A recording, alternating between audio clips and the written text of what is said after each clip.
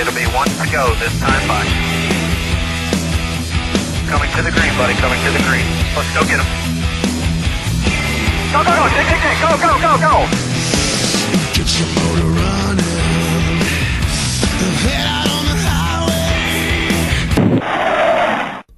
Carl? Yeah, that's, racing with people, it's great. The competition is the most fun part of this, and it's great to race with guys like Jimmie and Chad and their whole team that when the race is over, no matter what happens, you can respect one another, be friends off the track and still race so hard on the track. I think it really adds a lot. It makes it a lot of fun. And, the guys I grew up racing with, that's how we race as well. And I feel like if I needed some advice or some help or something like that, I could go over to Jimmie and he'd be right there, helping me out. And that's cool. So, it is enjoyable. It's more fun to race with folks like that, you don't necessarily harbor any ill will towards or whatever. But yeah, I was kind of praying a little bit that you had the same valve springs as Jeff or whatever. But it's cool to race with Jimmie. Let's go in the back. I think Claire had a question, then we'll go to David. Claire Beeling, XM Satellite Radio. I want to ask you, Jimmie, last week, you were calling your crew chief like crazy. This week, what has the week been like for you stress-wise? Your third championship on the line. Have you found it any easier, and are you still calling the crew chief every other hour? No, I really haven't had a lot to talk to him about yet. Tomorrow's the real test of my nerves and how I'm managing them when we get on track. But Phoenix Friday went well. Saturday didn't go as we had hoped, and I knew that we needed to get points on the 99 team at Phoenix because this is really a good track for Roush in general, and especially for Carl. So, and I was feeling the pressure. I was feeling the squeeze and was all over Chad trying to make sure we had our stuff right, and we made some really good adjustments and changes to the car. But this week's been busy. I've had an active week, but it's not been related to the race car yet. So it's been nice to be this busy. It's kept my mind off of things, and tomorrow is really the start of the work week for me, and we'll see how things go from there. Go David and then Nate. David Caravello, NASCAR.com.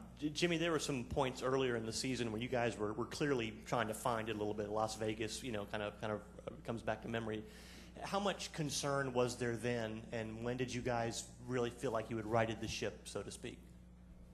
We were definitely worried at the start of the season. There were points where, trying to be a realist, looking at where we were in the points and the speed that we had of making the chase. And we turned things around, spent a lot of time testing. And I looked back. Chad mentions Texas and Michigan, and I think those are very key points. But in my heart, where I knew we were back and we were going to be a contender, was at Chicago. That's the first time on a mile and a half that we really raced for the win. At Texas, we ran, I think, second to Carl, but they still had us covered by 3 or 4 tenths. And Chicago was a race where we went up and took the lead from the 18, and unfortunately gave it back to him at the end on the green-white checkered. But at that point, I knew that we were on par and had speed in our cars again. Nate.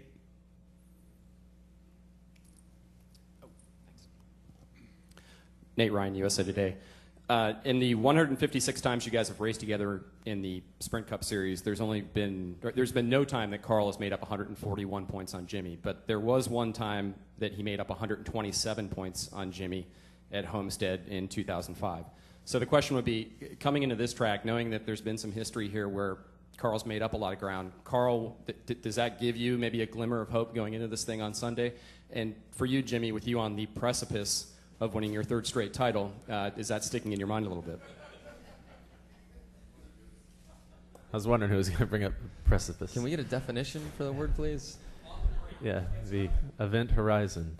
So, yeah, you need to be. Did you hear that statistic? You heard that? All right, good. You better be worried. You better be nervous. Need you around more often, Nate. That's good. I mean, this is racing. We've all raced long enough to know that, anything can happen. And it does make me feel good. That's the short answer. That's a good confidence booster for me. I forgot what you exactly asked me.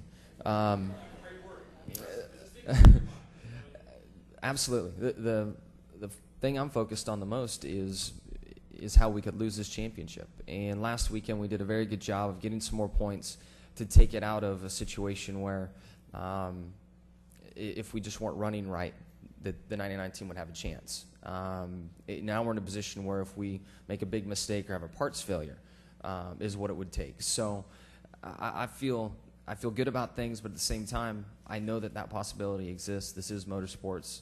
Things do happen. Like they say in football, you still got to go play the game. We still have to go run the race, and I know that. And if I can just stay in my routine and approach this race like any other race, I feel in my heart that we'll be just fine and do what we need to. Mark Dakota's from Florida today for Jimmie. Jimmie, we saw Kyle run away with the regular season and then hit the wall at the start of the playoff. Two things on that. First of all, can you talk about how humbling it is and the sport is to see that happen? And secondly, what were your thoughts when you saw him hit that wall, and talk about what it did for your confidence? Thank you. It is a very humbling sport, without a doubt. And I've been very fortunate to experience great fortune through my career in Cup, and it's something I'm very thankful for. But at the same time, with all the success that we've experienced, there's still been moments where it just saws you off the legs. I mean, that's racing, and that's what makes, I think, our personalities in the sport and the people and the champions who they are, is because this sport can eat you up and spit you out the other side. I watched Kyle this year in total shock and amazement like everyone else. I just couldn't believe what he was doing, and I wanted to be a part of it.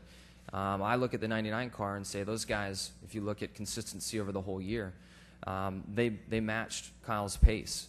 Kyle did win some more races at the start of the season, but if you look at what these guys have done all year long, they've really been the team to beat and the team we've been focused on all year. We didn't have our stuff together at the start, and then we're catching up and got there. But I think that in the years to come, you're going to see a lot more of that 18 fighting for championships and Carl. And there are some other teams out there as well. But looking at those highlights this year of the guys, I was shocked to see. I knew Kyle was good. I don't think any of us knew he was going to be that good. And then the pairing of he and Steve just skyrocketed. And at the same time, when the chase started and things didn't work out, I was equally as shocked that they had the problems they did and weren't able to be up there fighting for the championship.